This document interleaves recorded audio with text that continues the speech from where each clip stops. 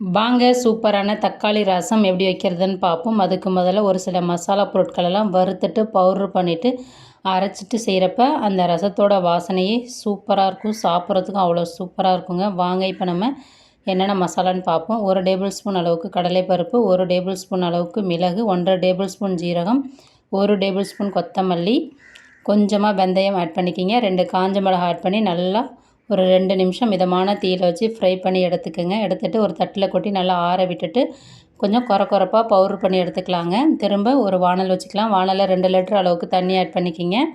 தண்ணி நல்லா கொதிக்க வர ஸ்டேஜில் ஒரு சின்ன நெல்லிக்காய் சைஸ் அளவு புளி ஆட் பண்ணிக்கிங்க. இந்த மாதிரி சின்ன சின்னதாக உதுத்து விட்டு நான் இன்றைக்கி 3 தக்காளி பழம் அதில் சென்டர் பகுதியை ஆட் பண்ணிவிட்டு ஆட் பண்ணிக்கிறேங்க. நீங்கள் உங்கள் தக்காளி ரொம்ப புளிப்பு கம்மியாக இருந்தால் 2 பழம் எக்ஸ்ட்ரா சேர்த்து 5 பழம் ஆட் பண்ணிக்கிங்க. இந்த தக்காளி ரொம்ப புளிப்பாக இருக்கும், அதனால் நான் 3 மட்டும் ஆட் பண்ணிவிட்டு 2 பக்கம் திருப்பி விட்டு தக்காளியில் இருக்கிற தோல் வெடித்து வர வரையும் அதை வேக வச்சுக்கிறேங்க.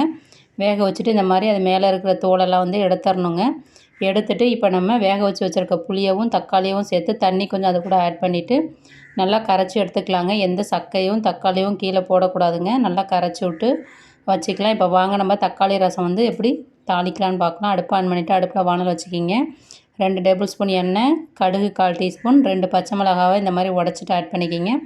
2 காஞ்ச மிளகாய் காம்பு இல்லாத ஆட் பண்ணிக்கிங்க. கருவேப்பிலையும் சிறிதளவு ஆட் பண்ணி நல்லா பொரிய விட்டுக்கலாங்க. இப்போ இது நல்லா பொரிஞ்சிருச்சு. பொரிஞ்ச பிறகு ஒரு 1/2 டீஸ்பூன் அளவுக்கு பெருங்காயத்தூள் ஆட் பண்ணிக்கிங்க. கண்டிப்பாக ரசத்துக்கு பெருங்காயத்தூள் சேர்க்கணுங்க.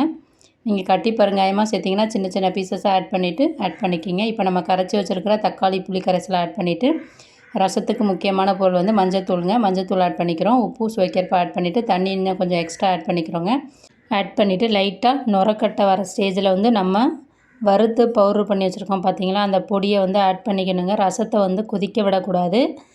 இப்போ நான் அரைச்ச எல்லா பவுடரையுமே இந்த அளவுக்கு போட்டிருக்கேங்க. மொத்தம் 3 லிட்டர் அளவு தண்ணி வரும். கரெக்டாக இருக்குங்க. இதில் ஒரு 10லேருந்து 12 பல் பூண்டை இடிக்கல்ல தட்டிட்டு இந்த மாதிரி ஆட் பண்ணிக்கலாங்க. ஆட் பண்ணிவிட்டு இப்போ பாருங்கள் லைட்டாக கொதிக்க ஆரம்பிக்குது. இந்த ஸ்டேஜில் கொத்தமல்லி இலைகள் தூவிட்டு அடுப்பை ஆஃப் பண்ணிவிடுங்க. ரொம்ப கொதிக்க விடக்கூடாது ரசத்தை.